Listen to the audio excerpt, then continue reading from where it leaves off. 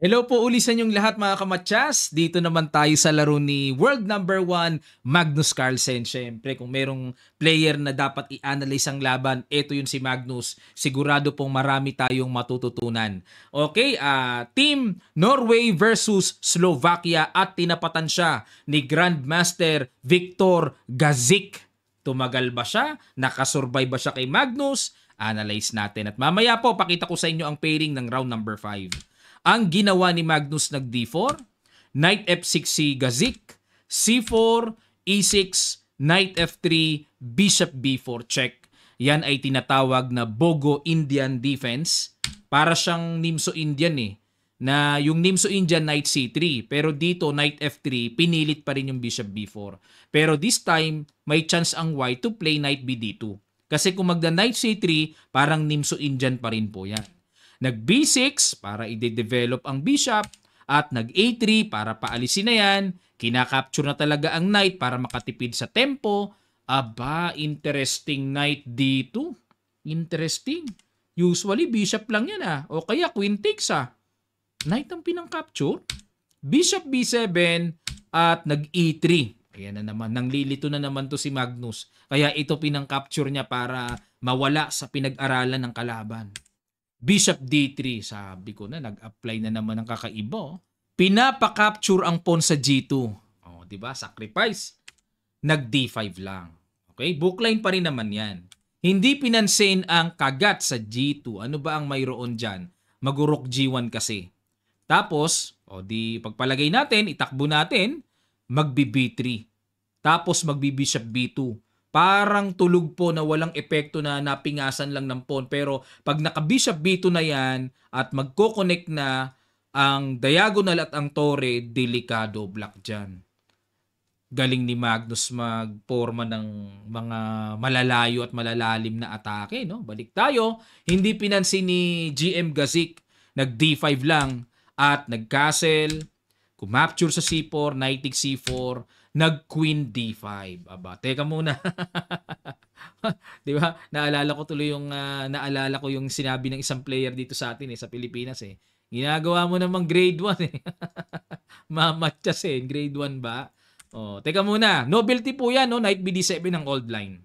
Okay, sa mga nagtatanong ng novelty. So nag F3 dito para sanggahin syempre ang paparating na matchas, and the rook D8, Bishop E2 ang ginawa. Bakit kaya? Malalim ang tira talaga ni Magnus. Umatras lang. Kasi kung magbi-B3, magsi-C5. Tingnan nga natin. Nag-Bishop E2 at nag-Knight C6. Develop. Queen C2. Rook A C8. Forma. B3 para i-develop na ang Bishop. Nag-B5. Atras Knight B2. Grabe, no? Fianchetto Knight. Diba dapat bishop nandyan? Pero itong Knight B2, ang plano dito ni Magnus nakikita ko ay maaaring mamaya magda Knight D3 para makarating sa C5. Pero timing lang, no? Nag E5, binasag kagad. Parang maporma black dito, no? Parang okay, pero sa evaluation bar, hindi Pabor kay Magnus Knight D3 lang ang ginawa at nag E4. Ayan. Dito po, sa portion na ito, may mga dapat tayong i-examine sa mga bagay-bagay para maintindihan natin. Pag Knight D3, what if capturing lang yung pawn sa D4? Mag-E4 lang. So, ibig sabihin, sacrifice pawn ang puti. Ngayon, magku-Queen D6 and magbi-Bishop F4. Lalabas pala ng lalabas. Lalabas ang mga developments. Pag nag-Queen E7, saka magku-Queen C5. Tingnan nyo po yung lalim ng understanding ng world number 1. Threatening the pawn. Pag kinapture kasi, capture, threat ang bishop, tapos may threat sa pawn B5. Ang lalim pala ng sacrifice na yon. Biglang magkakaroon ng solid positional play ang puti. Lalim. And, bukod sa E4, what if knight takes D4? Meron ba? Capture, sacrifice, queen takes D4. Magna knight F2. Kakainin ng tore, yun nga purpose ng pagkakasacrifice sa D4, magbi-bishop B2. Ayun, kita na. Kita. Long collides ang queen. Obligado, sasapalaran na yan. O, capture, then makakawala. Tapos rook C1. O, yun nga lang, lamang ng isang pyesa puti. Wala na rin, talo na rin. Okay? So, klaro na po tayo mga kamatsas. Kaya pala ang ginawa dito ay nag-E4 si Gazik. At nag-Knight C5, threat sa Bishop. Knight takes D4. Yan na nga po, hinatawa na ng sacrifice. Capture, Queen takes D4, King H1, and kumapture muna sa F3, G takes F3, Bishop A8. Ayun. So, na-miss dito ni GM Gazik ang sacrifice. Yan pala. Pag nag-Bishop takes, saka ka-capture doon. Na dito, hindi pwedeng magbi-Bishop B2 para i-apply na makukulong ang Reyna kasi pag Bishop B2, walang depensa tore. Yun ang purpose ng sacrifice, malilihis ang bishop sa pagkakadepensa ng tore. At kung walang kulong, may chance ang black na makalabas. Konti lang ang lamang ng puti, pero lamang pa rin ng puti. Balik tayo. Pero nag-bishop A8 lang si Gazik at nag-bishop G5. Binigyan ng X ang tira na yan. Dapat daw po ay rook A2. Yan ang accurate. Pero iba ginawa ni Magnus. Bishop G5, nag-rook D5. Ayun, sunod-sunod na po. Nape-pressure na yata sa time ang kalaban ni Magnus. 4 minutes na lang eh. Dapat daw ang tira ay Knight G4. Pasok na pala yan dyan. Hindi pwedeng capture nakapin.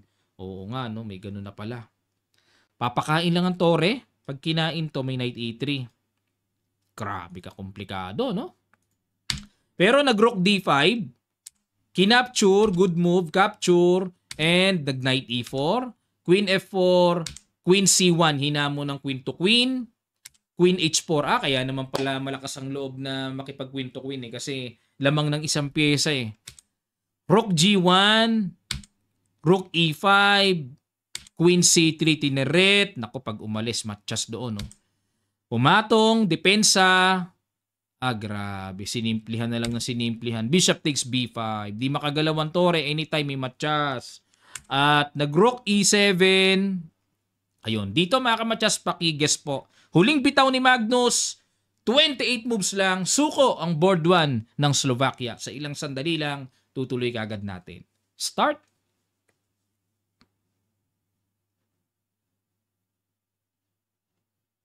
Maraming salamat po mga kamatsas. Congrats po sa nakakita ng Rook AD1 to attack the back rank.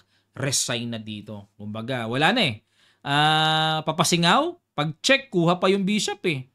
'Di ba? Magpasingaw man, makawala sa matchas, paano naman yung paparating na kain dun sa bishop, no? Okay, simple lang ang chess kay Magnus, ano? At ang naging score ng Norway sa Slovakia, 3-1. Okay po, at muli, congrats kay Grandmaster Daniel Quezon. Maraming kasabi, pang 18th daw na Grandmaster, hindi pang 17th. Ginaya ko lang po yung sa nilabas sa social media, ang dami nila puro 17th Grandmaster ng Pilipinas. Nakigaya naman ako.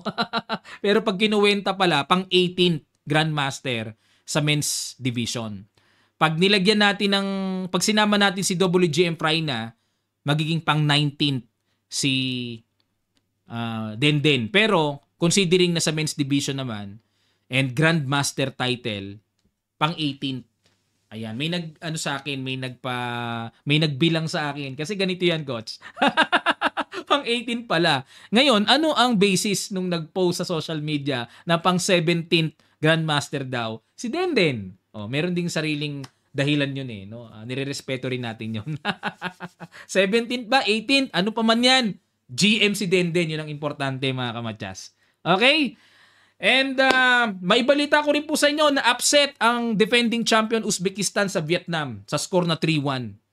Grabe ginawa ng Vietnam sa Uzbekistan. 3-1 mga kamatsas. Upset talaga. Defending champion ng Olympiad na sila Abdusattorov na upset kahapon. So hindi lang po USA ang na-upset. Okay, pakita ko po sa inyo ang pairing ng round number 5. Ayan, sino na ba ang maghaharap sa top board? Azerbaijan versus India. Ayan, malakasan na ito. At ayun, yung Ukraine na naka-upset sa US, kalaban ay ang Hungary na sila Rapport. And China versus Spain. Sila Shiro, buhay na buhay pa. Tropa nila si Rob, oh. Poland versus Vietnam. Grabe yung Vietnam. Siga. Kalaban ay Poland. Oh. And sila Magnus po ay umangat-angat na dahil sunod-sunod ang panalo nila. Ang kalaban nila ay Turkey. Ayan. Di maganda na naman ito. Tingnan natin kung mahirap lusutan si Magnus. Laging parang may 1 point na kagad sa team. 1.5 na lang ang gagawin ng Team Norway. Ano? Yan ang maganda pagka malakas sa board 1 eh. Okay, at ang Team Philippines, teka muna, USA muna kalaban Argentina. Yun, bumagsak sila Wesley. Philippines, sino ba ang kalaban ng Philippines dito? Alamin natin. Ayun, table 26. Ang kaharap nila ay Slovenia. Ang makakaharap ng ating pambatong si Grandmaster Julio Catalino Zadora ay si Super GM Fedusi Vladimir. Okay, and board number 2, makakaharap ni GM Denden ay si Demchenko Anton. Ayan, si Demchenko Anton po. Kung matatandaan nyo, nasa memorable games ko posted sa ating YouTube na winning ako na tabla sa HD Bank. Before pandemic yun eh, yung tournament sa HD Bank. Winning ako na nakasurvive pa siya ng tabla mga kamatsas. Pero pahirapan.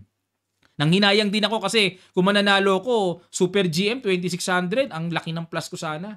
Kaso natabla pa eh. Plus pa rin naman ako pero syempre na lumipad pa rin yung opportunity na mas maganda. Okay, so puro GMs po ang taga Slovenia at tayo ay mayroong 2 GMs and 2 IMs.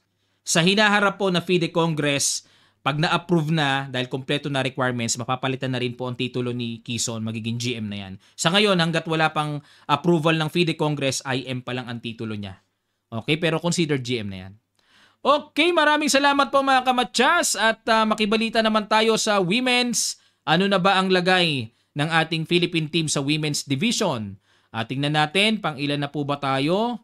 Ang nangunguna sa kanila ay India din. Grabe, pinakyaw ng India ang leading, ano? Pang ilan ng Philippines, hanapin natin, Team Pilipinas. Ayun, table number 24. Ang kaharap natin ay ang bansang Italy. Ayan, malakas din, 2 IM na titulo ng lalaki. Boards 1 and 2 nila. Okay, so malakasan din ang laban. Okay, sana manalo po ang Team Philippines versus Italy. Sana lang. Sana ay makondisyon. Okay? So yan po ang mga updates dito sa paparating na aabangan natin mga kamatsas. Nandito lang po tayo para i-analyze natin yung mga interesting at ibabalita ko po sa inyo. Re-report ko sa inyo ang mga kaganapan pang mangyayari. Especially sa ating kupunang Team Pilipinas. Okay? Laban lang Pilipinas. Kaya pa yan. Malayo-layo pa ang lalakbay natin. So go lang tayo. Fight lang tayo. Okay? At sa nalalapit pong September 23, God willing, ay ang ating online training. Mag-enroll na po kayo. Limited slots lang po yon. Ang details ay nasa comment section below, nakapin lang. So register na po kayo. Pili kayo kung saan kayo papasok. Beginner, intermediate, or advanced. Pwede rin po kayo magpa one-on-one. Nandun din po ang details kung paano magpa one-on-one training kay Coach Kamatsas IM Nava. Maraming salamat. Magkita-kita pa tayo sa mga susunod pang chess updates.